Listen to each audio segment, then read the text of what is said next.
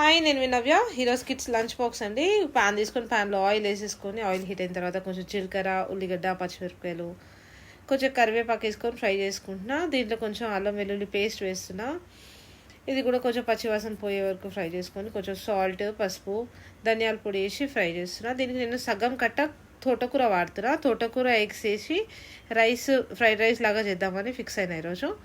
నచ్చుతుందో నచ్చదో ఇది పిల్లలు తిన్న తర్వాత పోస్ట్ చేద్దామని ఫిక్స్ అయినా. వాళ్ళకి చాలా నచ్చింది, మీరు కూడా ట్రై చేస్తారని పెడుతున్నా. నేను టూ ఎగ్స్ తీసుకున్నా.